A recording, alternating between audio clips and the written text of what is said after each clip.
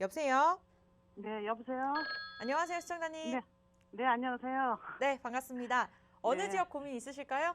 아, 그, 용인시 기흥구, 네. 거기 동천동에 센트럴 원파크, 거기 네. 전망이 궁금해갖고요. 아, 네. 거주 중이실까요?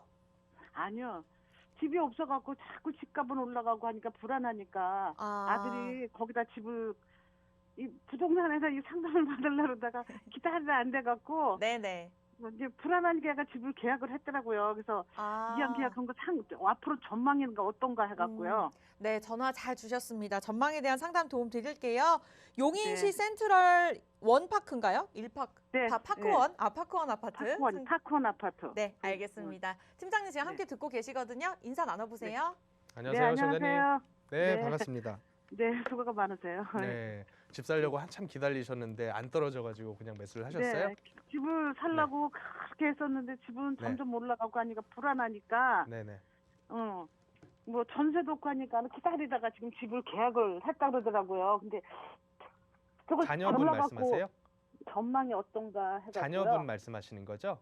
네, 자녀분이 직장이 어디 쪽이세요? 거기 수원이요. 수원 쪽이세요? 네. 수원 쪽이시면 그냥 거주하시기에 무난할 것 같은데요? 네. 그렇게 거주하면서 거기서 이제 네. 살라고요. 근데 이런 거예요.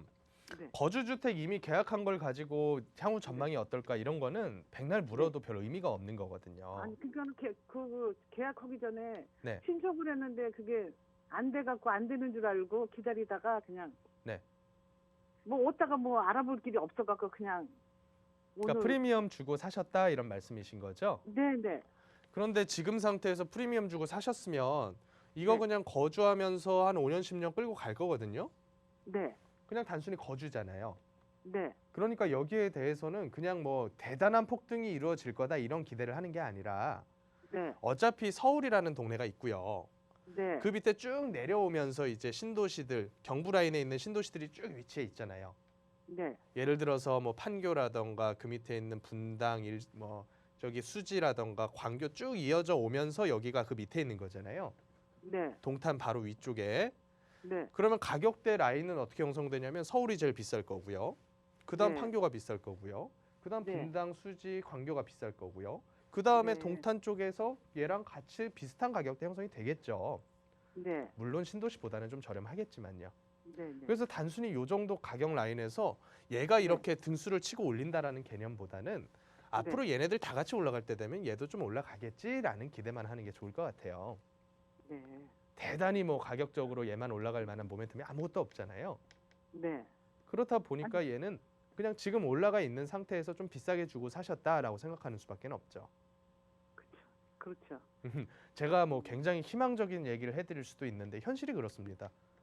얘가 그렇죠. 갑자기 저도 그렇게 생각을 하는데 네. 이제 거주할 때 놓고 집값은 자꾸 올라가니까 불안하니까 네. 저질른 것 같더라고요. 그래서 저는 그런 불안함에 대해서는 지금도 많은 분들이 그 생각을 하고 계세요. 네. 많은 분들이. 네. 내가 가진 돈은 뭐 예를 들어 2억이 있어요. 네. 근데 요새 뭐 일반적인 근로소득자들 연봉이 쉽게 오르는 시대가 아니잖아요. 그렇죠. 그러니까 앞으로 모을 수 있는 금액도 딱 정해져 있어요. 네. 예를 들어서 지금 연봉이 부부 합산해서 한 1억이다. 그러면 한 4, 5천, 5, 6천은 모른다고 쳐요. 네. 근데 지금 30대 한 중반에서 40대 돼 가시는 분들이 네. 앞으로 언제 잘릴지 뻔히 알고 있어요. 그렇죠. 많이 일해봤자 한 20년 일하겠죠. 네.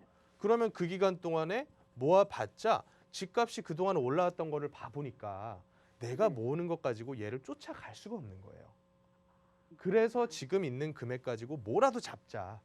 네. 그래서 잡기 시작한 게 모든 지역에 대해서 서울하고 연계성이 조금이라도 있으면 더 좋고 네. 그게 없더라도 그냥 다 잡기 시작을 한 거예요. 네. 그게 작년부터 올해까지 계속 이어지고 있다라고 저는 보고 있고 그런 상태에서 여기는 뭐 때문에 올라요. 저기는 쟤 때문에 올라요. 이런 거 저는 의미 하나도 없다고 보거든요. 여기도 처음에 매수할 때 그런 얘기했을걸요. 여기가 기흥구에 속하니까 그 밑에 네. 가보면 뭐 플랫폼 시티를 개발을 할 거고요. 어떻게 될 거고 네. 이런 얘기 많이 했을 거예요. 그렇게 무슨 뭐 역도 생긴다 뭐 앞으로 뭐 근데 이제 그런 올라갈 식으로 것 같다는 따지고 거지. 가다 보면 경기도 전 지역에 호재 아닌 데가 없어요. 그렇죠. 저도 네. 그렇게 생각을 하는데 네네. 그래서 조금만 더 기다리라 그랬더니 네. 집값은 자꾸 올라가고 네. 불안해서 못 살겠다고 정부에서는 뭐 떨어진다 안정 뭐 사지 말아서 벌써 네. 작년 언제부터 그랬으니까 네.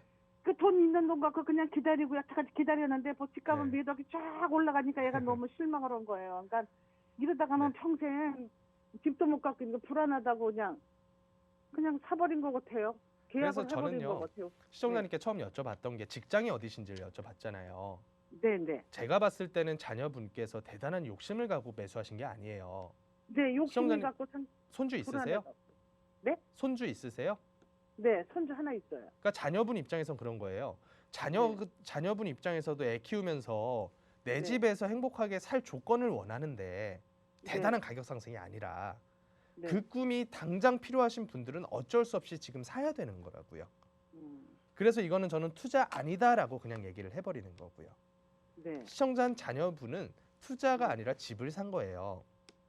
그러니까 집을 산 분은 어쩔 수가 없어요. 비싸다는 것만 인지를 하고서 능력이 되면 매수하시는 거는 말릴 수가 없는 거거든요.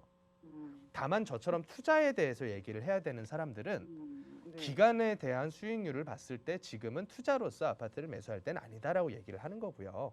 그렇죠. 그래서 저는 시청자님 자녀분이 특별히 잘못된 선택을 했다기보다는 네. 그냥 지금 꼭 필요하니까 샀다라고 저는 받아들일게요. 직장도 네, 그 근처라고 하시니까. 네, 저도 그렇게 생각을 하는데 저는 그냥 계속 말렸거든요. 그러니까 시청자님은 좀 조금만 안타까운 거겠죠. 기다려봐갖고 네. 사자랬더니 엄마 집값이 보통 7, 8억이고 실만한 거는 너무 올라가고 네네. 하룻밤 사이 몇천 막 뛰는데 네. 어떻게 불안해서 어떻게 살겠냐. 정부만 믿었다가는 네. 이러다가 오갈 데도 없고 진짜 저는 그게요, 시청자님. 시청자님과 자녀분의 경험에서 나오는 차이라고 보거든요. 네. 시청자님은 여태 살아오신 세월 동안에 부동산 가격이 올랐다가도 떨어지고 또 올랐다가 떨어졌다가도 오르고 이런 걸 많이 보셨잖아요. 저는 많이 봤는데 그렇죠. 얘는 자녀분은요, 올라가지.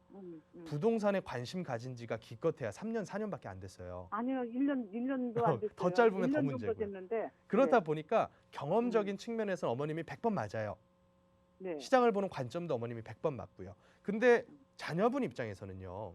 네. 나중에 가격 5년 뒤에 떨어질 거니까 5년만 참아봐. 그러면 그 사이에 자녀분의 애들은 어떻게 됐겠어요?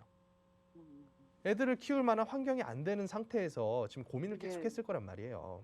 네. 그러니까 저는 그냥 그렇게 봐요. 시청자님 자녀분은 거주 선택을 한 거고 시청자님은 돈 벌 수 있는 기회를 놓쳤다라는 생각이 안타까운 거고. 그렇죠, 그렇죠. 저는 그렇게 이야기는 보니까요. 살면서 집값도 올라가면 좋은데 네네. 그렇게 얘기를 했더니 그냥 그렇게 살다가 나중에 분양을 받든가 해야지 이렇게 불안해서 하루하루 못 살겠다. 네네. 근데 작년부터 집을 살라가 보니까 네. 살라가 보니 정부에서는 떨어진다 또 기다리다 보면 예천이 올라간 거야. 그래서 근데 지금이 좀 어쩔 수가 떨어지겠지. 없어요. 상황 자체가 예측이 네. 아예 안 되는 영역까지 저는 왔다고 봐요. 왜냐하면 질병 때문에 지금은 네. 전 세계가 그냥 돈 풀어가지고 그냥 어떻게든 이 자산 가격 붙어주고 그 상태에서 우리나라는 너무나 올라가 있는 이 아파트 가격만큼은 반드시 낮추려고 하고 그러니까 이게 계속 언밸런싱이 나버리는 거거든요. 네. 그래서 지금은 자녀분의 한 선택은 그냥 거주 안정을 선택했다 이렇게 보시면 될 것 같아요. 만약에 이거 가지고 돈을 못 벌면 집 사서 돈 못 벌면 일해 가지고 돈 벌겠죠. 투자에 대한 소득이 좀 적더라도 내가 안정된 집에서 그냥 일하면서 돈 버는 게 더 크다면 그것도 나쁘지 않다고 봐요.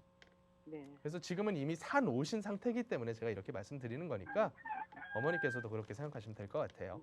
네, 알았습니다. 네, 감사합니다. 고맙습니다. 네.